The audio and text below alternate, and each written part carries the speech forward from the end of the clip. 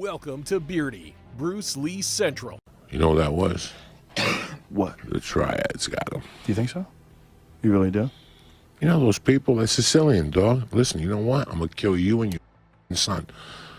Really? And Really they did think it. that's what it is? 'Cause I'd heard that Bruce Lee died from some sort of an allergic reaction to a drug or... People don't understand. We're a little too young for it, but people don't understand what an impact Bruce Lee had when he was doing the Green Hornet. When people saw him do martial arts moves the way he did on screen, like people wanted to... I mean, you have to think about how many people would watch a TV show back then. Like, if you had a TV show, there's only like 3 different things to watch, right? Like, if you had a TV show, you had the entire country watching one of 3 things. And if you had a big show like the Green Hornet was. The Green Hornet aired on Sunday nights. So it was like stealing. When I was having dinner with Chuck, I did ask him, I said, if you and Bruce were in a real fight to the death, who would win? And he, without thinking, he said, Bruce, of course. Right. Nobody could beat him. Hey everybody, it's Birdie here. What's going on, guys? Okay, so a few years ago, I made a video about Bruce Lee's cause of death.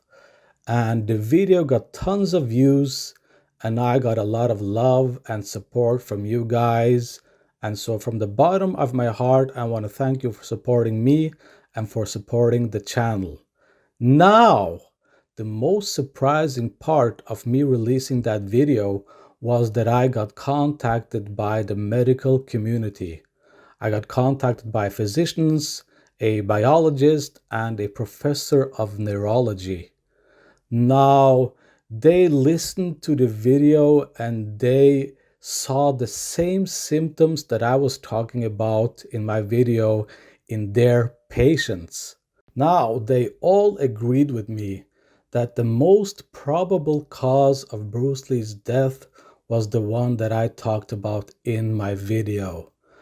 But in 50 years, a lot of progress has been made in biology, in neurology, and now we know a lot more about the brain in general.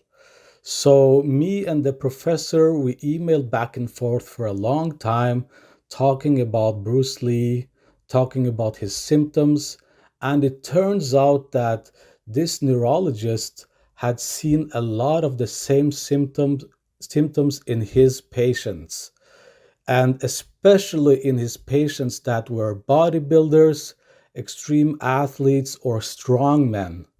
He saw them get headaches and fainting and having bleedings, brain edemas, etc., etc.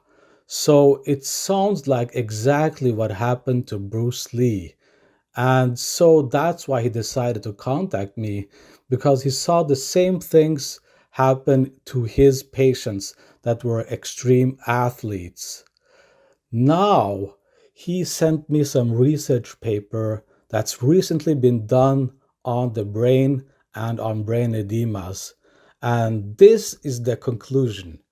Brain edema formation after intracerebral hemorrhage, ICH, causes herniation-related death and severe neurological deficits. So there you go, guys. That is the most recent and updated diagnosis for Bruce Lee's cause of death. This is the conclusion that we came to together, me and the professor, and this is the most probable cause of Bruce Lee's death. I now feel 100% confident that this is Bruce Lee's cause of death. And I really want to thank all of the people from the medical community that contacted me. It's been overwhelming, and I feel really, really, really blessed and lucky that you guys have contacted me and helped me come to this conclusion.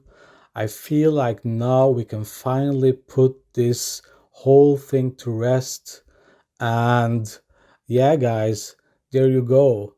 This is Bruce Lee's cause of death, ICH, that caused a brain edema, a swelling, and a bleeding, a combination of a swelling and a bleeding that caused a neurological deficit. And the neurological deficit part is where Bruce Lee started fainting and he started having headaches, and this eventually caused him to pass away. I met Bruce Lee in 1968 when I won the World Championship in New York City at Madison Square Garden. And we were walking together to the hotel and talking about our philosophies and everything. And as we're going up the elevator, it goes to my floor. I get out, well, Bruce steps out with me. And the next thing you know, we're in the hallway working out. Now, this is at midnight. And we worked out till 4 o'clock that morning.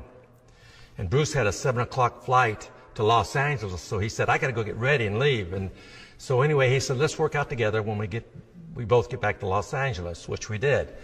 So he lived in Culver City, and he had a big workout area in his backyard. And so we started training in his backyard for like 2 years. And Bruce had different philosophies at that time than I did. And he said, I believe in only kicking below the waist. I believe you shouldn't go any higher than the waist. And I said, well, that's good and it's bad, Bruce. You should be able to have the ability to kick anywhere. And that way, if you only want to go low, that's fine. But if there's an opening high, then you should be able to take advantage of it. And that's what we did. I started showing Bruce different high kicks, spinning heel kicks, and jumping, spinning round kicks and stuff like this here. And I said, look, Bruce, that's great. Kick somebody in the groin. But why not kick him up in the face too? Why not? Why not do the same thing? And so anyway, he started showing me the sticky hands, which are close-in type fighting, which was really great to learn. And then I started showing him all the various high kicks, and he really fell in love with them. And he became so good after about 6 months, he could do them just about as well as I could. And then, like I say, Bruce left for Hong Kong soon after to pursue his movie career. And I didn't hear from him for like 2 years. Then out of the blue, he calls me. He says, Chuck, I've done 2 movies, and they're really successful in Hong Kong. He said, I want to do a movie now with a fight scene that everyone will remember. And I want to do the fight scene in the Colosseum in Rome, and I want you to be my opponent. And kiddingly, I said, well, Bruce, who wins this fight? And he says, I win. I'm the star of this movie. And at that time, I held the world title. And I said, oh, I see. You want to beat the world champion, huh? He says, no. He said, I want to kill the world champion. So anyway, I thought, well, it'd break up the monotony from teaching all the time. So I went to Rome and did the movie with him. And he said, look, I'm not going to make you out to be a bad guy. He said, I will kill you, but when I lay you down, I'm going to put your uniform, karate uniform on you, and put your belt across. So that way it looks like 2 gladiators combating each other. Bruce came to New York when I fought for the world title at Madison Square Garden in 1968. And we decided to start working out together in Los Angeles, which we did for over 2 years. And then he left for Hong Kong to pursue his movie career. And I didn't hear from him for like 2 years. And then out of the blue, he calls me. He says, Chuck, I've done 2 movies in Hong Kong, and they're very successful. I want to do a movie now with a fight scene that everyone will remember. And I want to do it in the Colosseum in Rome, like 2 gladiators fighting. And I want you to be my opponent. So kiddingly, I asked Bruce, well, who wins, Bruce? He says, I win. I'm the star of this movie. So, which I knew he was going to say. And I said, yeah, I see. You want to beat the world champion, because I held the world title at the time. He says, no, I want to kill the world champion. So anyway, I decided to go to Rome and do the movie with Bruce. And of course, he killed me. But he said, I don't want to make you out to be a bad guy. When I kill you, I'm going to put your uniform across your chest and put your belt there. So it's like 2 gladiators fighting each other. One of the great movies that people still remember is your movie with Bruce Lee, Return of the Dragon. It had that amazing fight scene. Yeah, right. Still a classic today. Still a classic. Just tell us what, just off the top of your head, comes to mind when we talk about that fight scene with you and Bruce Lee. Well, the whole thing is Bruce was a tremendous martial artist, and when we did the fight in the Coliseum in Rome, he just said, well, what do you want to do? I said, well, I'll do these techniques, you know. And he said, okay, I'll do those. So it's kind of it was kind of an ad-lib type of a fight. But I think what made the fight so spectacular wasn't so much just all the karate that we do most of the time in pictures, but it was the interrelationship. I was fighting for the world title, and that's when Bruce was doing the Green Hornet series, and he came back there as a celebrity guest. And after I won the title, the promoter introduced me to Bruce, and so we started talking about our philosophies and the martial arts and so forth. And anyway, we were both staying at the same hotel, the Americana in New York, and we started walking over to the hotel. As we got going up the elevator, I remember Bruce was staying on the 7th floor and I was on the 9th. As we got to his floor, we were really getting pretty involved into our conversation. So instead of me going up, I stepped out in the hallway with him, and this like 11:30 at night, and we started working out in the hallway. And next time I looked at my watch, it was 7 o'clock the next morning. And it was amazing because the guy he had so much knowledge and, as you know on the screen, ability, that it seemed like an hour had gone by as far as us working out and exchanging ideas. So he said, well, when we get back to Los Angeles, why don't we start working out together, which we did. When I got back, we started training together, and then the series was canceled, and he went to Hong Kong to pursue a movie career. When he went to Hong Kong, his first movie, the biggest grossing movie in Asia, before Bruce went over there, was The Sound of Music. It had grossed $2.4 million, which again was the biggest movie ever grossed in the Orient. Bruce did the first movie called The Big Boss, which over here was The Fist of Fury, and that one grossed $3.2 million, which is $800,000 more than The Sound of Music. Then he did The Fist of Fury, which over here was called The Chinese Connection, and that one grossed $4.3 million.